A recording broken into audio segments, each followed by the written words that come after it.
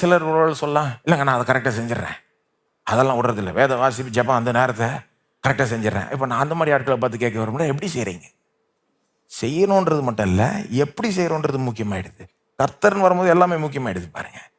ஏன்னா நம்ம எப்படி செய்கிறோன்றதுலேயே தேவனுடைய ராஜ்யத்துக்கு முதல் இடத்தை கொடுக்குறோமா இல்லையான்னு கண்டுபிடிச்சிடலாம். உதாரணத்துக்கு பைபிளை வாசிக்கிறப்போ, பைபிள் வாசிப்புக்கு நேரம் கொடுக்குறோம்ல, வாசிக்கிறோம், ஏன் தேவைக்கான வசனங்கள் மட்டும் எனக்கு காண்பியும் ஆண்டவரே, அதை தான் நான் இன்ட்ரெஸ்டட் ஒன்லி இன் தட், நான் அதை தான் பார்க்க விரும்புகிறேன், அதை மட்டும் காண்பியும், வேற எதுவும் வேணாம், அந்த அப்ரோச்சோட வாசித்தா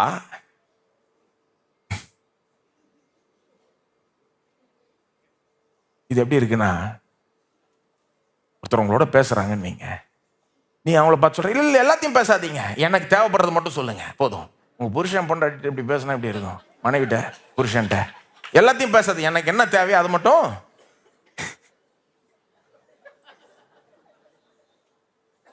ஆனால் சில நேரம் வேத வாசிப்பு நேரத்துலேயே அந்த மாதிரி தான் செஞ்சிடறோம். நம்ம எப்படி அப்ரோச் பண்ணுறோம்?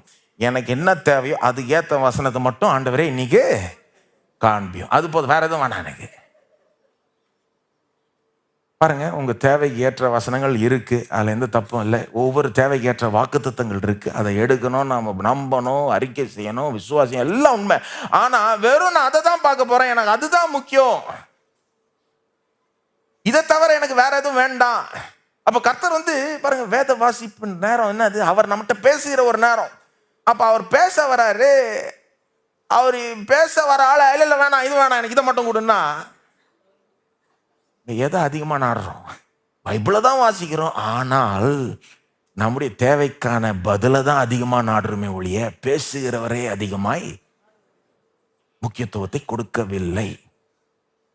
ஜெபிக்கிறதும் அப்படிதான் பாருங்க. ஜெபிக்கலாம், சில நேரம் ஜெபத்திலேயே தேவனுக்கு முதல் முக்கியத்துவம் கொடுக்காமலே ஜெபிக்கலாம். தெரியுமா உங்களுக்கு?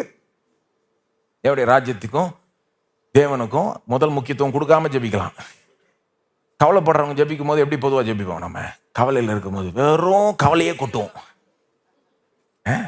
கவலையே சொல்லுவோம், பிரச்சனையே சொல்லுவோம். அது பார்த்தீங்கன்னா அந்த ஜெபத்தில் நன்றி சொல்றது இருக்காது, துதிக்கிறது இருக்காது. தேவன் இது வரைக்கும் செஞ்ச நன்மைகளை கண்ணு காணவும் முடியல, அதுக்கு நன்றி சொல்லவும் முடியல, இனிமே செய்ய போற நன்மைகளுக்கும் நன்றி சொல்ல. அப்ப பாருங்க, அந்த மாதிரி ஜெபத்தில் நன்றியே இருக்காது, நன்றி சொல்றதே இருக்காது, துதியே இருக்காது, வெறும் விண்ணப்பமா இருக்கும். ஆண்டவரே இதை பாரு, ஆண்டவரே இதை பாரு, ஆண்டவரே தயவு செய்து உதவி செய்யும் ஆண்டவரே. சில நேரம் அப்படிதான் இருக்குது, எமர்ஜென்சி ஜெபம்னு வச்சுக்கோங்க அதை. ஆனா எப்பவுமே அப்படி இருக்க முடியாதுல்ல. அது மட்டும் இல்ல, கவலைப்படுறவங்க ஜெபிக்கும் போது பொதுவாக பார்த்தீங்கன்னா மற்றவங்களுக்காக ஜெபிக்க